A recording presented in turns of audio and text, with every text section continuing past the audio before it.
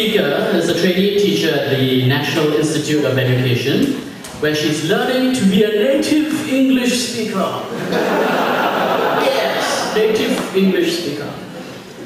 It's kind of funny to hear that, because the last time we saw her was actually in a club in New York's East Village, and she was doing all kinds of voices and characters, something you usually see only in a film involving demonic possession. But she's definitely more angel than devil, and she also works with Migrant Voices. It's a registered non-profit organization that seeks to platform the voices of migrant workers through the arts. We are very, very proud to welcome Ms. Ruby Pan.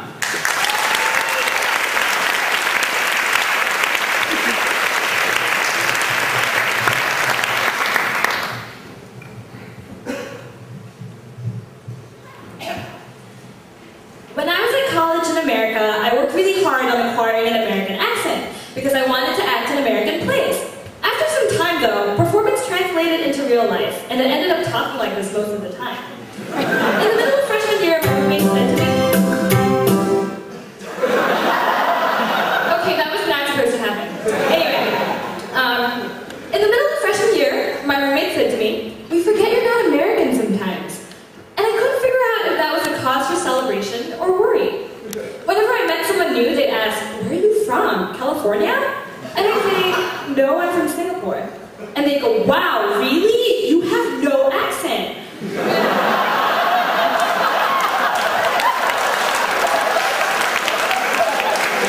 And I'd say, no, I have an American accent. It took me a year to pick it up and iron out the kinks. Then they looked a little disconcerted, like I was making fun of them or something. And I'd explain, well, we get a lot of American TV in Singapore, so I've had a lot of time to practice. I mean, I've been listening to you speak since I was a kid. And now whenever I miss America, now that I'm all graduated and back in Singapore, I tune into Perfect 10, 98.7 FM, the hit station of the nation, so I can hear this DJ speak in their lovely American accents while spinning hip-hop 24/7, even though gangsters and pimps and hoes and life in the hood barely exist in our imagination. What still surprises me, though, is turning on the news and hearing a voice informing me that peace talks in the Middle East have reached a bottleneck because of a 3-car pileup along the PIE.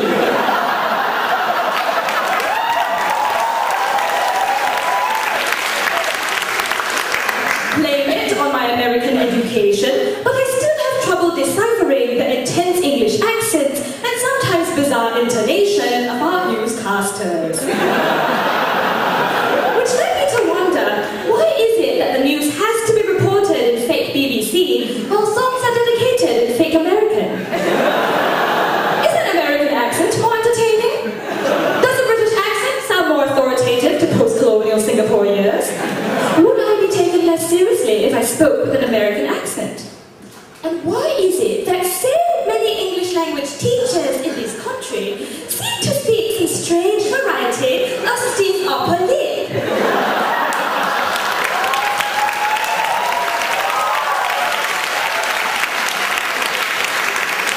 All that I've gathered since coming home about a month and a half ago is that I'm supposed to speak standard English like a native speaker.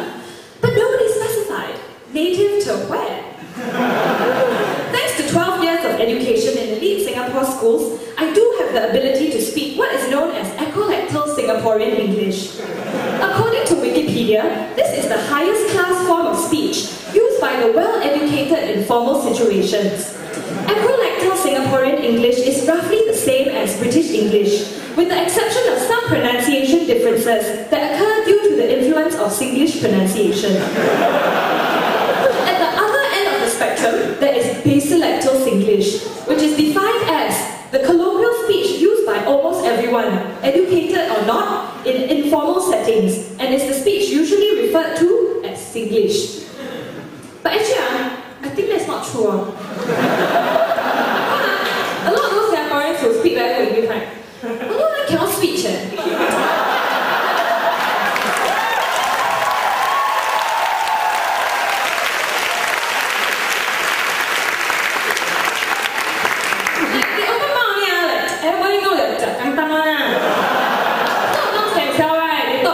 Very good. Then they expect everyone to talk like them.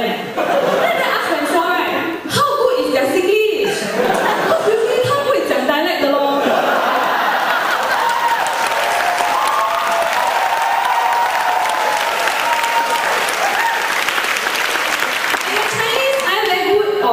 one. And Singlish is a lot of language combined. You think it's got a la here and a law there, Singlish, man? No one. It's not easy to speak Singlish well, okay? And all those Angmohs stay here very long, right? They also cannot speak, right? That's why we are the ones who have to jiak kantang and talk good English for them to understand. But now Singapore got a lot of foreigners, not just Angmoh. And I have to tell you, I've been very ashamed that so many of the Singaporeans is abusing their domestic workers. Taking the money of the construction workers. It's very pity, you know. Just because they are doing the job that Singaporeans don't want, doesn't mean they are not human, right?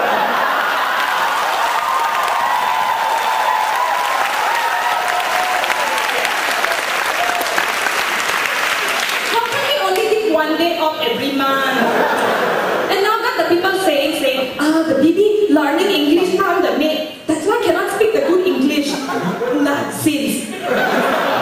Singapore got so many different kind of English, of course your baby confused.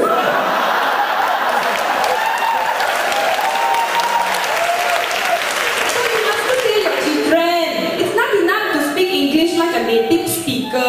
Must also choose the right country. Because we all speak English, but some English is more English than others.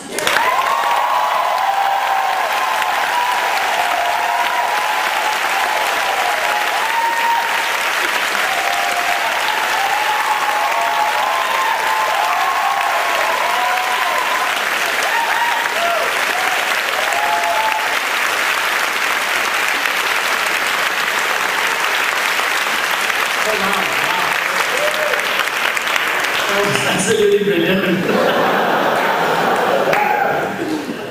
Oh, I'm sure your boyfriend has a lot of fun also.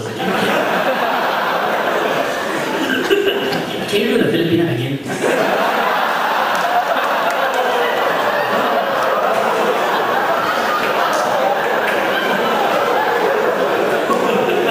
Sorry. Bremer Marty was there running translate workers count through. She's like, wait, cannot make jokes about Filipinos.